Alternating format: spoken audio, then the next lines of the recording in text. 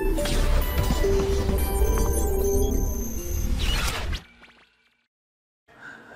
चलो आज हम बात करेंगे यहाँ पर बायोटेक के एप्लीकेशंस के बारे में, बायोटेक के अनुप्रयोग के बारे में, या अनुप्रयोग की अपन यहाँ पर बात कर रहे हैं, ठीक है ना। बायोटेक के जो एप्लीकेशंस हैं या अनुप्रयोग, उसके बारे में हम यहाँ पढ़ रहे हैं। तो एप्लीकेशंस मतलब जैसे कि अभी तो अपन ने पढ़ा कि बायोटेक की जो प्रोसेस होती है उसमें होता क्या है, ठीक है। अब अपन उनका कहाँ कहाँ पर यूज़ करते हैं उसके कुछ इंपॉर्टेंट एग्जाम्पल अपन यहाँ पर बात करेंगे, ठीक है। तो बायोटेक के जो अनुप्रयोग होते हैं, देखिए बायोटेक से अगर, इसका मतलब होता है पारजीनी, या इसके लिए एक और टर्म यूज करते हैं genetically modified, genetically modified GM जिसको कहते हैं। जेनेटिकली मॉडिफाइड का मतलब क्या हो गया, आनुवांशिक रूपांतरित, ठीक है। तो यहां पर जो अपन बात कर रहे हैं, देखिए ट्रांसजेनिक पारजीनी या जेनेटिकली मॉडिफाइड, ठीक है। जेनेटिकली मॉडिफाइड या ट्रांसजेनिक का मतलब क्या होता है, जिसके जीन में कुछ परिवर्तन कर दिया गया हो। इसका मतलब क्या है, जिसके जीन में कुछ चेंज किया गया हो, कोई मॉडिफिकेशन किया गया हो, कोई परिवर्तन किया गया हो, उसको हम क्या बोलते हैं, ट्रांसजेनिक या पारजीनी कहते हैं। बात आई समझ में, ठीक है। तो जिसके जीन में कुछ ना कुछ हमने हेर फेर कर दिया, उसके साथ छेड़छाड़ कर दी, उसको हटा दिया, उसमें कोई नया जीन जोड़ दिया, कुछ भी चेंज किया है अगर अपन ने उसके जीनोम में, तो हम उसको क्या बोलेंगे, जेनेटिकली मॉडिफाइड या पारजीनी कहेंगे, ठीक है। बात समझ में आ गई। तो यहाँ पर सबसे पहले पारजीनी जंतु भी हो सकते हैं और पारजीनी पादप भी हो सकते हैं। भाई आनुवांशिक रूपांतरित जंतु भी हैं और आनुवांशिक रूपांतरित पादप भी हैं, यहाँ पर दोनों ही हैं। तो यहाँ पर अपन बात करते हैं सबसे जीएम पादप के बारे में। जीएम पादप की अगर अपन बात करें तो जीएम पादप के क्या क्या उपयोग हैं, क्या क्या गुण हैं उनके, क्या क्या प्रॉपर्टीज़ हैं, उसकी अपन बात करेंगे कि कुछ ऐसे पादप बनाए गए जिन पादप को आनुवांशिक रूप से उसको रूपांतरित किया गया, उनकी आनुवांशिक संरचना को परिवर्तित किया गया। तो यहाँ पर हम ये बात करेंगे कि उनमें क्या क्या उनके बेनिफिट्स हैं, क्या क्या उनके गुण हैं, कौन कौन से गुण उनमें विकसित किए गए। तो पहला है अजैविक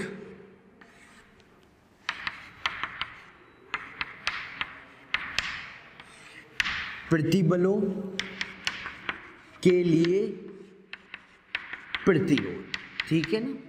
अजैविक प्रतिबलों के लिए प्रतिरोध सबसे पहले जो विकसित किया गया वो था अजैविक प्रतिबलों के लिए प्रतिरोध। अजैविक प्रतिबल में जैसे क्या आ जाते हैं, अजैविक प्रतिबल की बात करें जैसे कि सूखा पड़ गया, भाई पानी बहुत ज़्यादा हो गया, बाढ़ आ गई, ठीक है, गर्मी, तापमान बहुत ज़्यादा बढ़ गया, ठंड सर्दी, तापमान बहुत ज़्यादा कम हो गया, लवण मिट्टी में बहुत ज़्यादा है।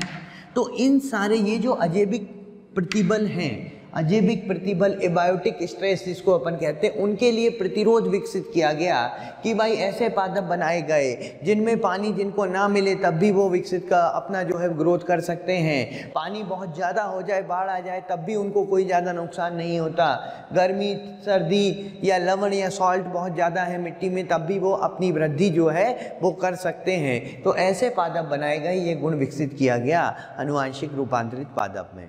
दूसरी बात यहाँ पर जो है, जो रासायनिक पदार्थ हैं, रासायनों पर निर्भरता को कम किया गया। भाई पादपों की रासायनिक पदार्थ पर जो निर्भरता होती है उसको कम किया गया, ठीक है। कुछ पीड़कनाशी पादप बनाए गए कि बिना ही रसायन के, बिना ही किसी केमिकल का प्रयोग करे हुए वो क्या करते हैं, वो उन पीड़कों को नष्ट कर देते हैं। तो इसके लिए जो है पीड़कनाशी पादप बनाए गए थे, जिनके उदाहरण हम आगे पढ़ने वाले हैं इन सब के, ठीक है ना। तो मतलब बिना रासायनिक पदार्थ के कोई भी केमिकल, कोई भी पाउडर नहीं छिड़का पेड़ पौधों पर, फिर भी वो क्या हो रहे हैं, वहाँ पे पीड़क जो है वो नष्ट हो रहे हैं। पादपों के अंदर ही ऐसा गुण विकसित कर दिया गया कि वो उनमें खुद पीड़क को नष्ट करने की क्षमता थी। तीसरा जो है यहाँ पर जो गुण विकसित किया गया वो था पादपों की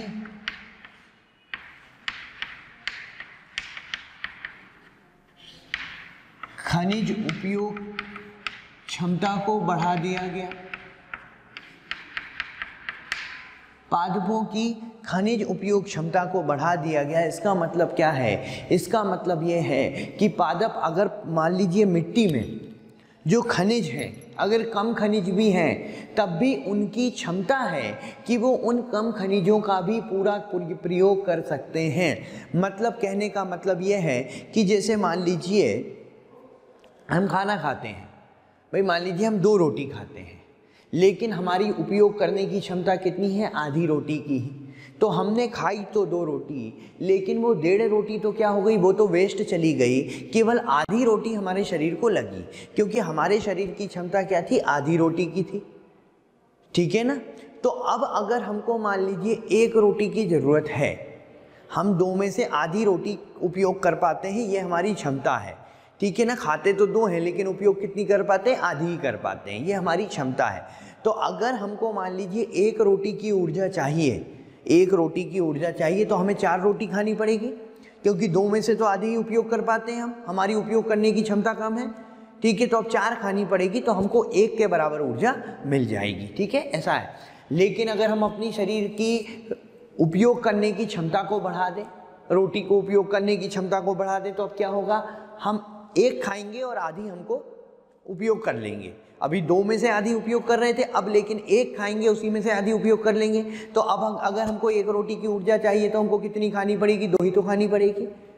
ठीक है ना? तो फायदा हो गया ना भाई, हमारी उपयोग करने की क्षमता बढ़ गई तो कम रोटी में भी हमको ज़्यादा ऊर्जा मिल रही है। तो बस वही वाली बात है, यहाँ पर खनिज उपयोग की क्षमता को बढ़ा दिया। इसका मतलब वो कम खनिज में भी अपनी आवश्यकता की पूर्ति कर सकता है, कहने का मतलब ये है। ठीक है, फिर इसके बाद कुछ ऐसे पादप विकसित किए गए जिनमें कटाई के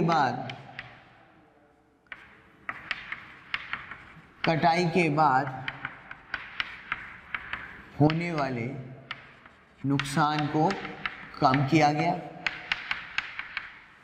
ठीक है, कटाई के बाद जो फसलों का नुकसान होता था, ऐसी पादप विकसित किए गए जिससे कि कटाई के बाद कोई खास नुकसान ना पहुंचे। और पोषक मात्रा में वृद्धि की गई,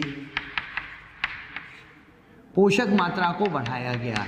भाई पोषक मात्रा को बढ़ाने का मतलब, इसके भी अपन एग्जाम्पल पढ़ेंगे तो आपको समझ में आ जाएगा। जैसे कि हम एक गोल्डन राइस के नाम से पढ़ते हैं, सुनहरे चावल या गोल्डन राइस हम पढ़ते हैं। तो उन सुनहरे चावल या गोल्डन राइस में क्या होता है कि भाई राइस है तो कार्बोहाइड्रेट तो होगा ही होगा, लेकिन उनमें विटामिन ए भी डाल दिया, विटामिन ए बनाने वाला जीन भी डाल दिया। तो चावल से अब हमको कार्बोहाइड्रेट मिलता था, अब साथ साथ क्या मिलने लगा? विटामिन ए भी मिलने लगा। ठीक है, तो मतलब पोषक मात्रा में हमने क्या किया? यहाँ पर वृद्धि करी। तो ये कुछ जो है गुण थे जो कि जीएम पादप में, अनुवांशिक रूपांतरित पादप में क्या किए गए थे? विकसित किए गए थे। ठीक है, बात समझ में आ गई? क्लियर है? कोई दिक्कत तो नहीं इसमें? ठीक है, अब अपन इनके एप्लीकेशन, अनुप्रयोग पढ़ेंगे अब अपन। ठीक है, एक एक करके अपन पढ़ते हैं। चलिए, सबसे पहले मैंने आपको जो बोला है उसी से कंटिन्यू कर लेते हैं। पहला मैंने आपको क्या बोला है? Golden rice. तो गोल्डन राइस ही बता देता हूँ। चलिए, तो अनुप्रयोग अपन पढ़ रहे हैं। अनुप्रयोग में पहला अपन गोल्डन राइस या सुनहरे चावल, इसकी बात कर लेते हैं। गोल्डन राइस या सुनहरे चावल। अब देखिए, गोल्डन राइस क्या होता है? राइस मतलब ओरिजा सटाइवा, ये राइस का बॉटनिकल नेम है, ओरिजा सटाइवा। एक्चुअली राइस में तो क्या होता है? कार्बोहाइड्रेट होता है। ये हमें पता है कि जो चावल होते हैं वो कार्बोहाइड्रेट का एक अच्छा स्रोत होते हैं। लेकिन ये सुनहरे चावल में हमने क्या किया कि बीटा कैरोटीन बनाने वाला जीन डाल दिया, बीटा कैरोटीन बनाने वाला जीन डाल दिया। और कैरोटीन का कलर थोड़ा सा ऑरेंज होता है, नारंगी रंग का होता है, तो ये चावल हमें कैसे सुनहरे टाइप के दिखने लगते हैं। तो हमने यहाँ पर जो है गोल्डन राइस में बीटा कैरोटीन बनाने वाला जीन डाल दिया भाई। अब बीटा कैरोटीन बनाने वाला जीन डाल दिया तो बीटा कैरोटीन क्या करता है? एक्चुअली जब शरीर में जाता है तो विटामिन ए बनाता है। ये क्या बनाता है, विटामिन ए बनाता है। हमारे शरीर में प्रीकर्सर होता है विटामिन ए का, मतलब जब ये बीटा कैरोटीन शरीर में जाएगा तो क्या बनाएगा, तो विटामिन ए बनाएगा, ठीक है ना। तो अब क्या हुआ कि गोल्डन राइस जो है उसमें कार्बोहाइड्रेट तो था ही था, राइस है चावल है तो कार्बोहाइड्रेट तो है, स्टार्च तो है ही, साथ ही साथ उससे क्या मिलने लगा, विटामिन ए का भी स्रोत बन गया। तो अब विटामिन ए की जिनमें कमी होती है, जैसे विटामिन ए की कमी से आँखों का रोग होता है, ठीक है ना, दृष्टि दोष हो जाते हैं। तो जिन लोगों को आंखों के रोग होते हैं, दृष्टि दोष होते हैं, उनको डॉक्टर बोलते हैं कि ये वाले चावल खाया करो भाई, ठीक है ना। ये वाले चावल क्यों खाया करो, क्योंकि इसमें विटामिन ए भी होगा और विटामिन ए जो होता है आंखों के लिए अच्छा होता है, ठीक है। तो इस तरीके से अब देख सकते हैं यहाँ पर, ये पहला गोल्डन राइस के बारे में पढ़ा। दूसरा इसका अनुप्रयोग बायोटेक का हम पढ़ते हैं, flavour shower. Flavour shower, flavour shower जो है पारजीनी टमाटर है। ये एक टमाटर की वैरायटी है, पारजीनी टमाटर, ट्रांसजेनिक टोमेटो, ठीक है। पारजीनी टमाटर है, टमाटर की एक वैरायटी है। एक्चुअली टमाटर में क्या होता है, एक जीन होता है। हेलो स्टूडेंट्स, थैंक यू हमें इतना प्यार देने के लिए।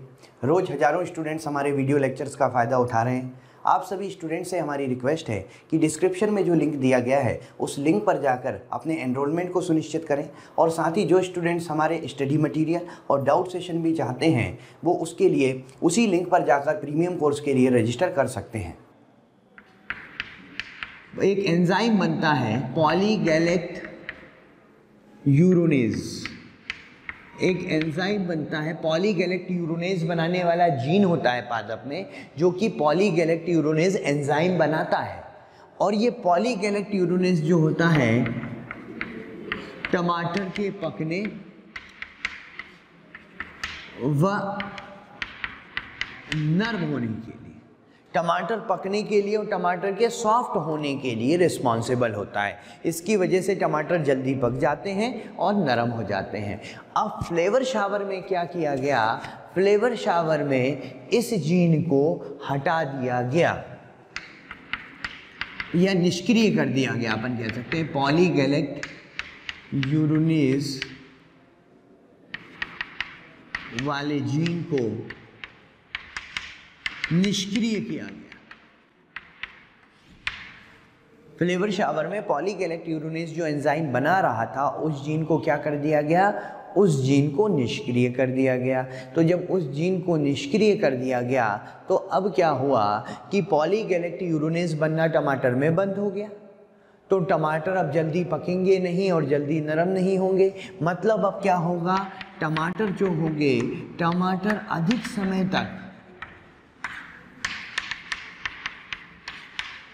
फ्रेश रहेंगे, ताजे रहेंगे, अधिक समय तक फ्रेश रहेंगे, क्योंकि पॉलीगैलेक्ट यूरोनेज अब उसमें नहीं बन रहा है। तो इसका उपयोग किया जाता है, जैसे टमाटर का इंपोर्ट एक्सपोर्ट होता है, आयात निर्यात होता है। भाई एक जगह से दूसरी जगह जाने में 3 दिन लग जाते हैं, 4 दिन लग जाते हैं, 5 दिन लग जाते हैं। अगर नॉर्मल टमाटर को अगर हम 4 दिन 5 दिन ऐसे भेजने लगे एक जगह से दूसरी जगह, तो हम भेजेंगे तो टमाटर, लेकिन वहाँ जाके मिलेगा उसका सूप, क्योंकि वो तो पक चुके होंगे बुरी तरह से, ठीक है ना। तो अब ज़रूरी क्या है कि अगर हमको ज़्यादा समय तक ताज़ा रखना है तो उसके लिए ये ज़रूरी है कि उनको क्या किया जाए, उसमें पॉलीगैलेक्ट यूरोनेज बनाने वाले जीन को निष्क्रिय करके रखा जाए, ठीक है ना। तो ये होता है फ्लेवर शावर, ये एक टमाटर की वैरायटी है। तो यहाँ पर हमने 2 बातें पढ़ी अभी तक अनुप्रयोग में। एक तो गोल्डन राइस, भाई गोल्डन राइस में जो क्वेश्चंस आते हैं वो किस तरीके के क्वेश्चंस आते हैं, यही पूछते हैं गोल्डन राइस में कौन सा अतिरिक्त जीन होता है। तो गोल्डन राइस में अतिरिक्त जीन कौन सा होता है, बीटा कैरोटीन बनाने वाला जीन होता है। और बीटा कैरोटीन जो होता है वो क्या बनाता है, हमें पता है विटामिन ए का स्रोत है, ठीक है। दूसरा फ्लेवर शावर पे ये आता है। तो फ्लेवर शावर में क्या खासियत होती है, क्या किया जाता है उसमें, किस तरह से पारजीनी बनाया जाता है, तो हमें पता होना चाहिए कि पॉलीगैलेक्ट यूरोनेज बनाने वाले जीन को क्या किया जाता है, निष्क्रिय किया जाता है यहाँ पर, ठीक है। तो इस तरीके से इन दोनों पे क्वेश्चंस आते हैं। अब इसी तरह से अपन नेक्स्ट एप्लीकेशन की बात करें, अगले अनुप्रयोग की बात करें तो हिरुडिन। हिरुडिन भी भाई बायोटेक से बनाया जाने लगा है। हिरुडिन क्या होता है, पहले तो ये देखें। तो हिरुडिन जो होता है वो एंटीकोगुलेंट, प्रतिस्कंदक होता है, प्रतिस्कंदक होता है। और ये किस में होता है, लीच में। लीच पता है ना, लीच या जोंक जिसको कहते हैं, ये प्रतिस्कंदक होता है लीच में। लीच पता है, लीच जोंक जो होती है ना, चिपक जाती है जो, हाँ, तो हिरुडिन जो होता है उसमें प्रतिस्कंदक होता है, मतलब उस जोंक में रक्त के स्कंदन को रोकता है। जोंक में जैसे हम में होता है ना, हम में कौन सा होता है प्रतिस्कंदक, हम में होता है हेपेरिन, हम में हेपेरिन है, वैसे ही जोंक में कौन सा है, वैसे ही जोंक में अगर बात करें तो हिरुडिन है। तो अब क्या किया गया यहाँ पर, हिरुडिन प्रतिस्कंदक का काम करता है, तो इसका कई जगह उपयोग किया जाता है। जैसे रक्त का थक्का जम गया, मान लो मनुष्य के शरीर में ही रक्त का थक्का जम गया, तो उस थक्के को डिसॉल्व करने के लिए, शरीर के अंदर अगर ब्लड क्लॉटिंग हो गई तो उस थक्के को हटाने के लिए हिरुडिन का प्रयोग कर सकते हैं। तो हिरुडिन को एक्चुअली बायोटेक से बनाया गया। कैसे बनाया गया कि जो हिरुडिन है, जो हिरुडिन के लिए जीन रिस्पॉन्सिबल था, हिरुडिन बनाने वाला जो क्रम था, डीएनए क्रम, उसको बनाया गया।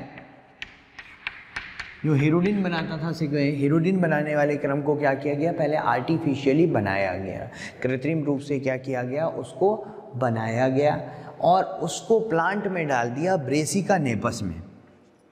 कौन से प्लांट में डाला इसको, ब्रेसिका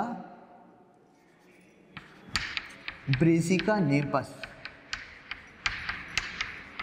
ब्रेसिका नेपस प्लांट में डाला।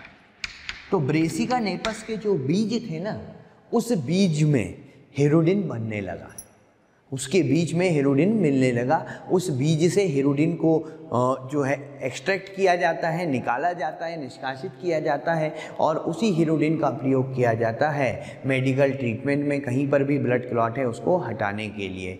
ठीक है, तो इसमें क्वेश्चन ये आता है हिरुडिन वाले में कि हिरुडिन जो बनाया गया था बायोटेक से, वो किस प्लांट में बनाया गया, किस पादप में बनाया गया।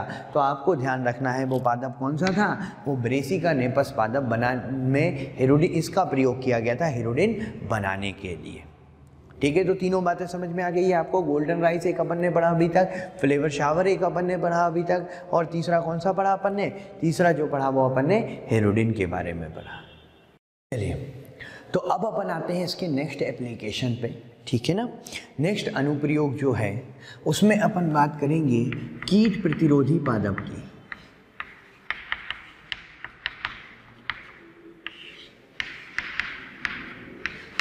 अब अपन बात करते हैं कीट प्रतिरोधी पादप, या जिसको कहते हैं insect resistant plant. Insect resistant plant या कीट प्रतिरोधी पादप के बारे में नेक्स्ट अपन पढ़ते हैं। तो देखिए, जो इंसेक्ट रेजिस्टेंट प्लांट है, जो कीट प्रतिरोधी पादप जिसकी अपन बात कर रहे हैं, इसमें अपन पढ़ेंगे बीटी कॉटन के बारे में। कौन सा सबसे पहला, बीटी कॉटन। ये बड़ा इंपॉर्टेंट है, यहाँ पर एग्जाम में कई बार बीटी कॉटन से क्वेश्चन आए हुए हैं, तो उसको ध्यान से समझना, तरीके से समझ लेना इसको। देखो, बीटी कॉटन, पहली बात तो बीटी नाम क्यों पड़ा, बीटी नाम इसलिए पड़ा इसमें क्योंकि इसमें बेसिलस thuringiensis बैक्टीरिया एक होता है, उसका जीन होता है। इसमें बेसिलस thuringiensis बैक्टीरिया का क्या होता है, जीन होता है। इसी कारण से इसका नाम क्या पड़ा, यहाँ पर बीटी नाम पड़ा। तो बीटी नाम से क्या है, बेसिलस thuringiensis। तो बेसिलस thuringiensis बैक्टीरिया का इसमें जीन है, इस कारण से इसका नाम क्या रखा गया, बीटी इसका नाम रखा गया।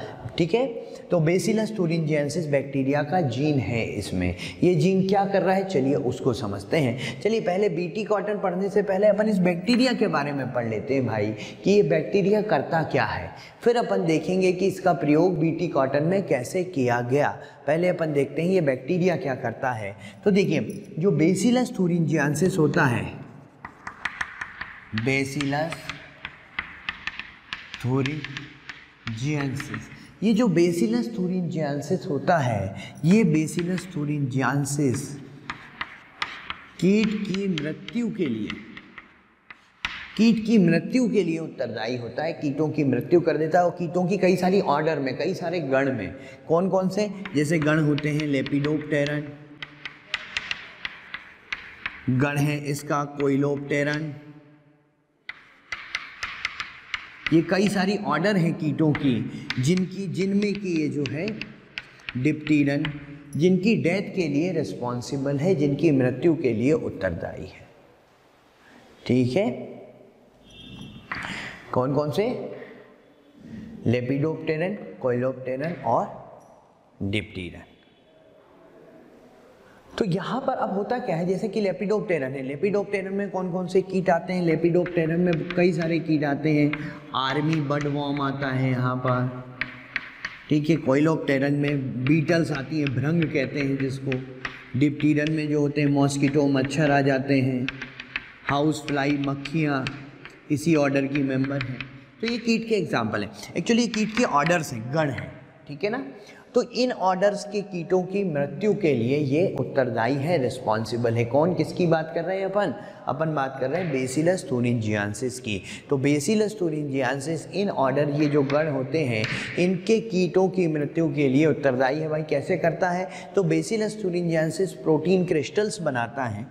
ये जो होता है बेसिलस thuringiensis, ये प्रोटीन क्रिस्टल्स बनाता है, और ये जो प्रोटीन क्रिस्टल्स होते हैं वो इंसेक्टिसाइडल होते हैं। इंसेक्टिसाइडल होते हैं, कीटनाशी होते हैं।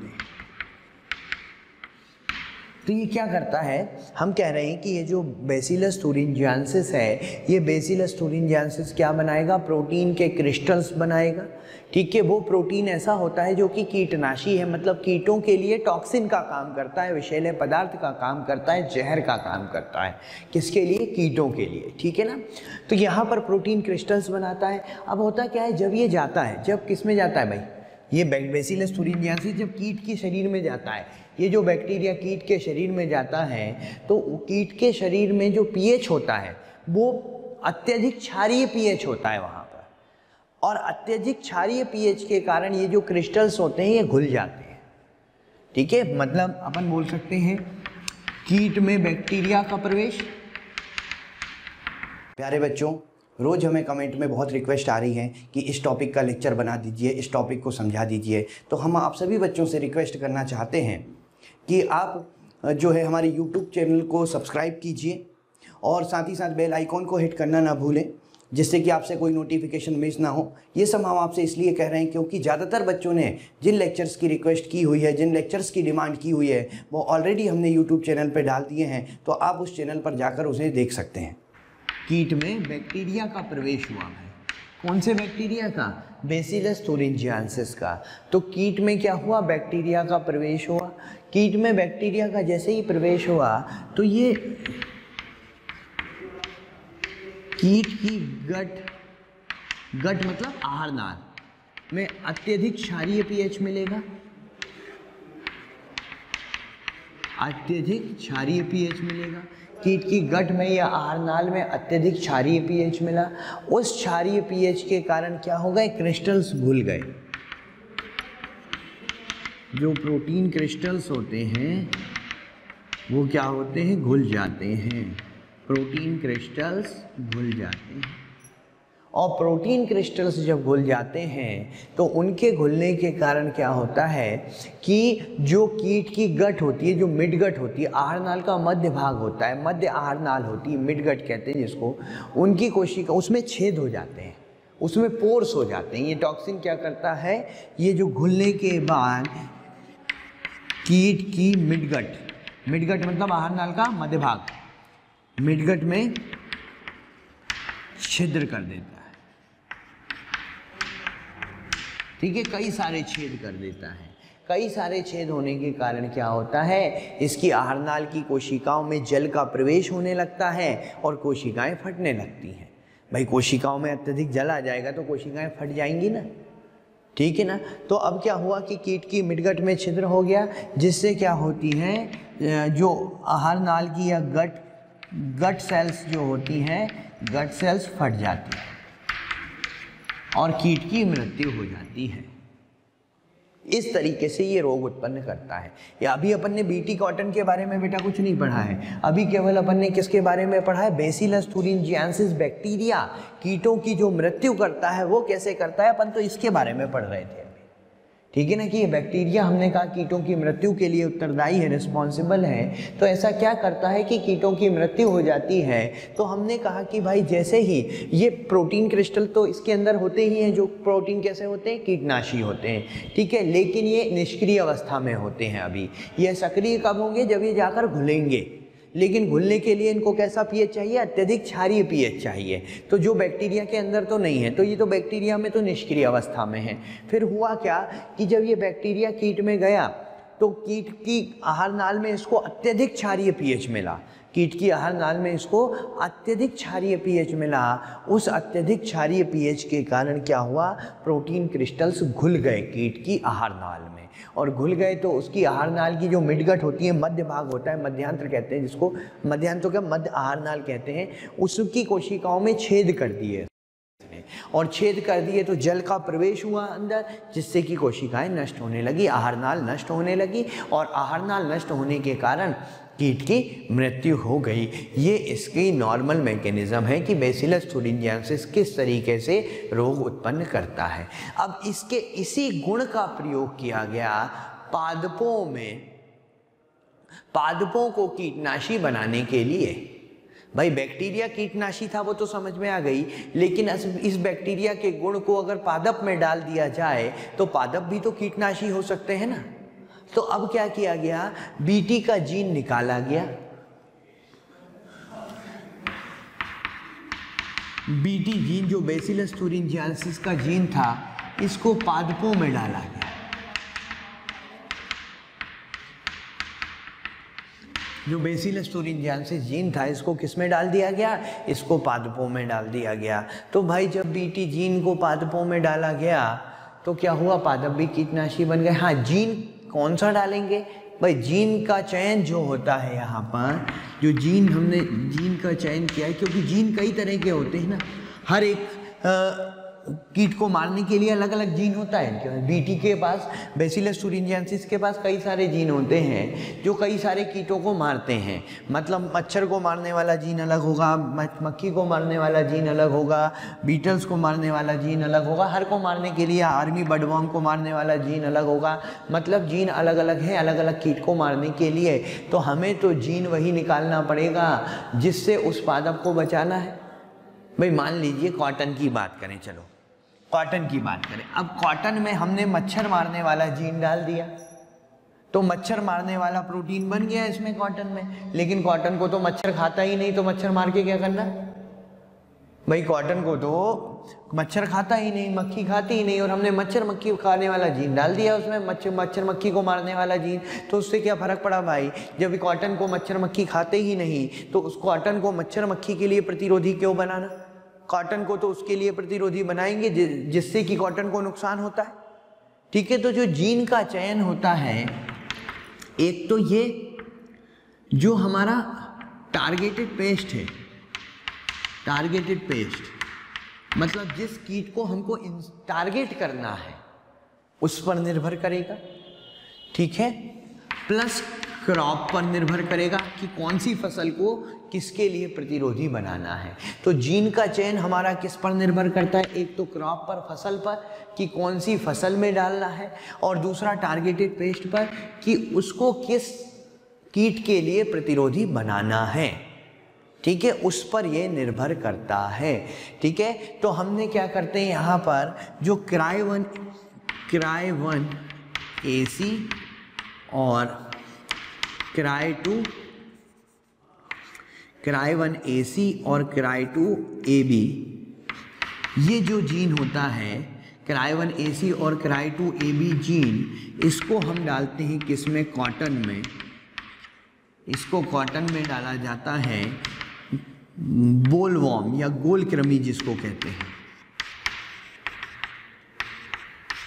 गोलकृमि या बोलवॉर्म के लिए प्रतिरोध विकसित करने के लिए। अगर बोलवॉर्म, जो बोलवॉर्म होते हैं, गोलकृमि होते हैं, ये जो बोलवॉर्म है, ये जो गोलकृमि है, ये कॉटन को नुकसान पहुंचाते हैं। तो कॉटन में हमने ऐसा जीन डाल दिया जो बोलवॉर्म या गोलकृमि की वृद्धि को रोक सके। तो इसमें होता क्या है, बोलवॉर्म या गोलकृमि जैसे ही कॉटन की पत्तियों को खाते हैं और वो मर जाते हैं। क्योंकि वही काम है, क्योंकि हमने जीन डाल दिया तो ये जीन प्रोटीन बनाएगा। ये प्रोटीन जैसे ही कीट में जाएगा उसकी आहार नाल के अत्यधिक अल्कलाइन, अत्यधिक क्षारीय पीएच के कारण क्या होगा, घुल जाएगा और कीट की मृत्यु कर देगा। तो इस तरीके से कॉटन किसके लिए प्रतिरोधी बन गया, गोलकृमि या बोलवॉर्म के लिए, ठीक है ना। इसी तरीके से एक जीन होता है क्राई 1 AB जीन, जो कि कॉर्न में डाला जाता है, मक्के में डाला जाता है।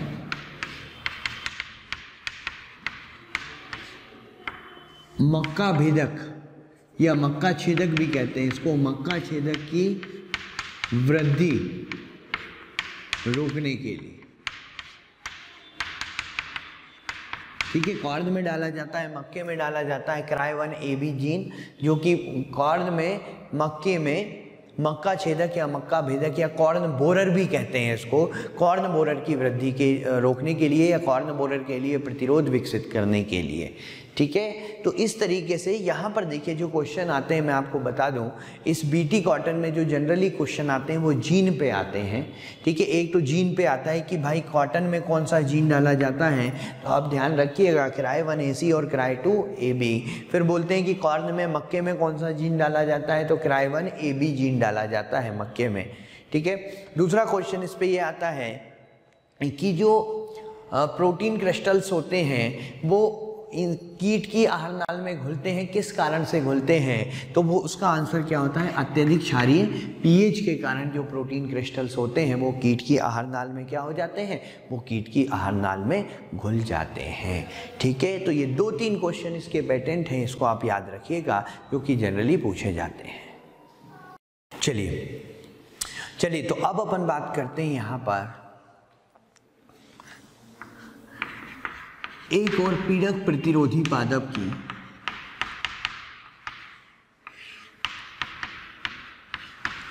या जिसको हम कहते हैं पेस्ट रेजिस्टेंट प्लांट। पीड़क प्रतिरोधी पादप, या इसको क्या बोलते हैं हम, पेस्ट रेजिस्टेंट प्लांट बोलते हैं, ठीक है। तो पीड़क प्रतिरोधी पादप में एक्चुअली इसमें निमेटोड के विरुद्ध प्रतिरोध जो है वो विकसित किया जाता है, निमेटोड के लिए प्रतिरोध।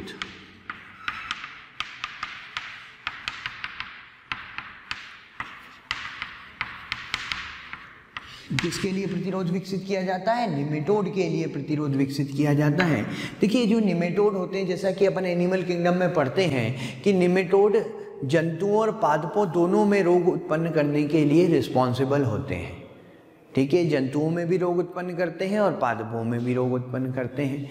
इनमें से जो पादपों में रोग उत्पन्न करता है, ठीक है, पादपों में रोग उत्पन्न करने वाला जो निमेटोड होता है वो होता है मेलॉइडीगाइन इनकॉग्निशिया। ये एक निमेटोड होता है जो पादपों में 95% रोग के लिए उत्तरदायी होता है।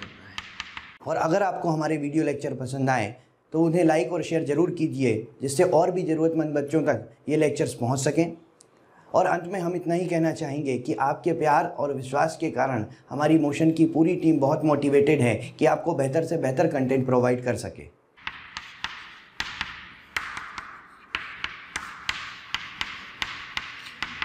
पादपों में 85%, पादपों में जो 95% रोग होते हैं वो किसके कारण होते हैं, वो इस मेलॉइडीगाइन इनकॉग्निशिया के कारण होते हैं। तो यहाँ पर क्या किया गया, मेलॉइडीगाइन इनकॉग्निशिया के लिए प्रतिरोध विकसित किया गया। जो मेलॉइडीगाइन इनकॉग्निशिया है उसके लिए प्रतिरोध विकसित किया गया, और जिस मेथड से प्रतिरोध विकसित किया गया हम कहते हैं कि मेलॉइडीगाइन इनकॉग्निशिया के लिए प्रतिरोध डेवलप किया गया, मेलॉइडीगाइन इनकॉग्निशिया के लिए प्रतिरोध विकसित किया गया, और जिस मेथड से किया गया उसको हम कहते हैं आरएनए इंटरफेरेंस या आरएनए अंतरक्षेप।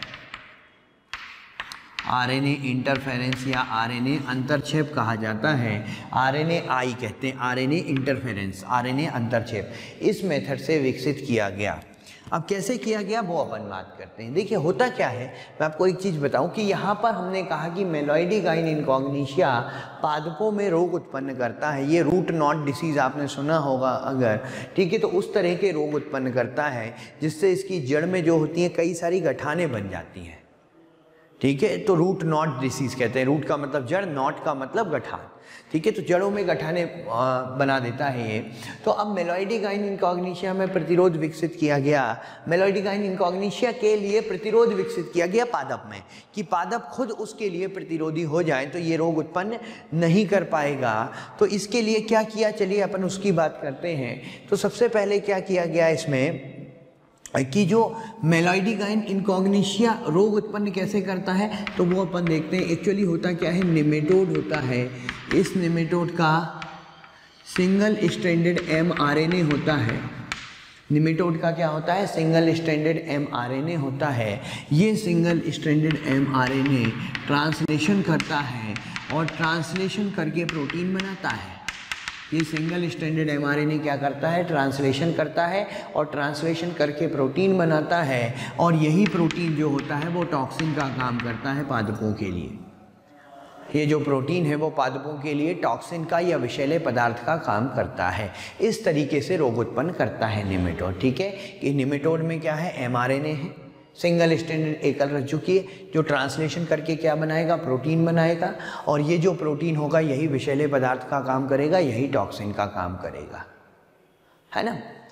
तो अब इस मेथड में क्या किया जाता है, जो आरएनए अंतरक्षेप की अपन बात कर रहे हैं ना, इसके आरएनए के साथ अंतरक्षेप किया जाता है। बेसिकली आरएनए के साथ अंतरक्षेप किया जाता है। क्या अंतरक्षेप किया जाता है भाई, कि आरएनए की ट्रांसलेशन को रोक देते हैं।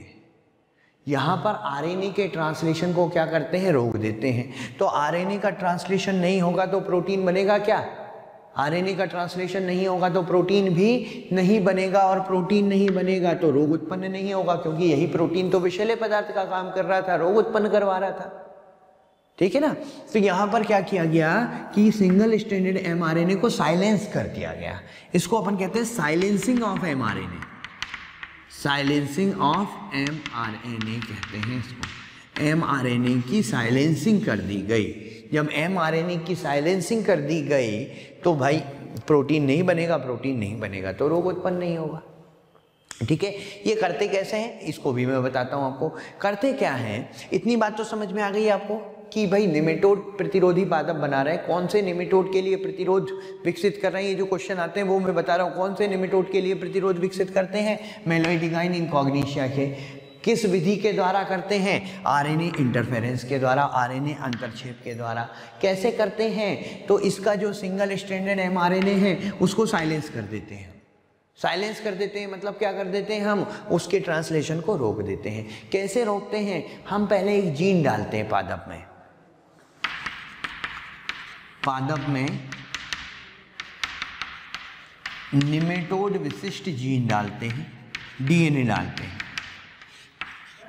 जीन डालते हैं, डीएनए डालते हैं। पादप में हमने क्या किया, निमेटोड विशिष्ट, जिस निमेटोड के लिए प्रतिरोध विकसित करना है, जैसे मेलॉइडी गाइन इनकॉग्निशिया के लिए करना है, तो इसका जो mRNA होगा उसके हिसाब से जीन डाल देंगे हम।